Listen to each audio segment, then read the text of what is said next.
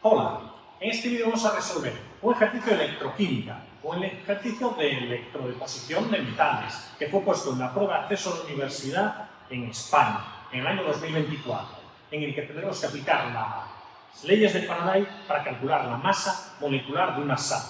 Tenemos aquí el enunciado. El enunciado lo que nos dice es que en una cuba electrolítica se hace la electrolisis de una disolución de 1 gramo de una sal compuesta por cobre 2 y un anión X que desconocemos, y que la fórmula de la sal es esta.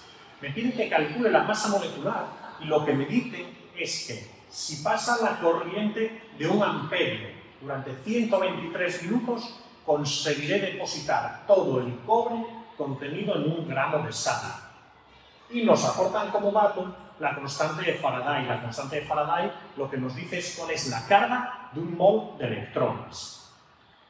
¿Qué es lo que ocurre en este proceso? En este proceso nosotros tenemos una disolución de la sal. En la disolución tendremos los iones cobre 2 y tendremos también los iones X, que serán negativos, no sé con qué carga. Y lo que ocurre es que yo aquí tengo que tener una batería, una fuente de corriente que lance electrones desde su polo negativo, y los iones cobre 2 vienen a este polo negativo, capturan electrones. Ganar electrones es reducirse, esto ocurre en el cátodo para dar cobre 2 sólido, de manera que la reacción que ocurrirá será cobre 2 que está disuelto más 2 electrones va a dar lugar a cobre 0 sólido que se deposita sobre el cátodo, y que si pasa esta cantidad de corriente durante este tiempo se deposita todo el cobre que hay en la sal.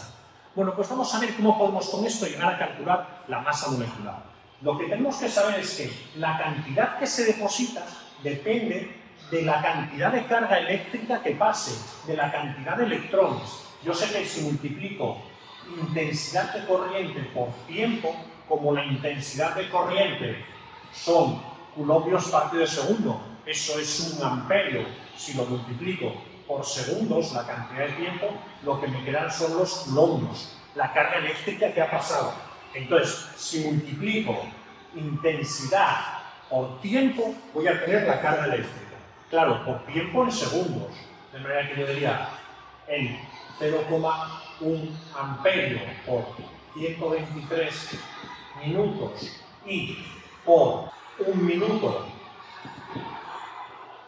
60 segundos, cuando efectúe todo esto, que tendré la carga en coulombios que pasó.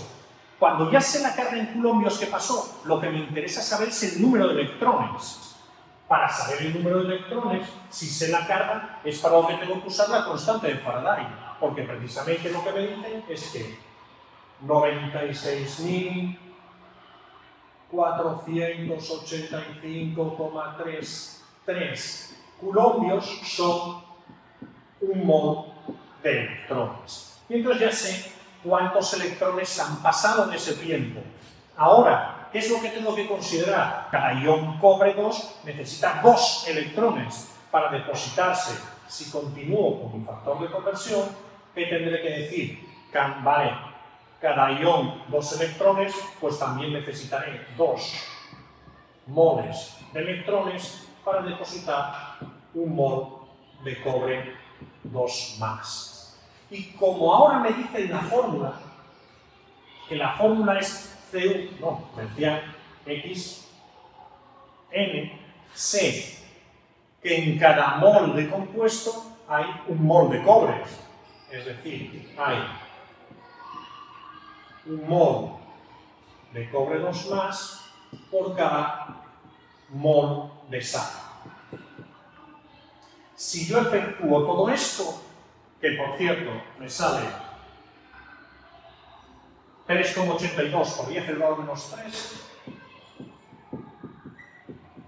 estos son los moles de sal que hay en 1 gramo de sal, los moles de sal que se han depositado. Pero a mí no me preguntan los moles de sal, a mí me preguntan la masa molecular. Esta transformación es sencilla. Si tú piensas que cuando quieres calcular el número de moles, ¿qué es lo que haces? Para calcular el número de moles de algo, lo que haces es dividir el número de gramos entre la masa molecular. Divides el número de gramos entre la masa molecular para saber el número de moles. Entonces, en este caso, yo lo que quiero saber es la masa molecular. Si despejo aquí,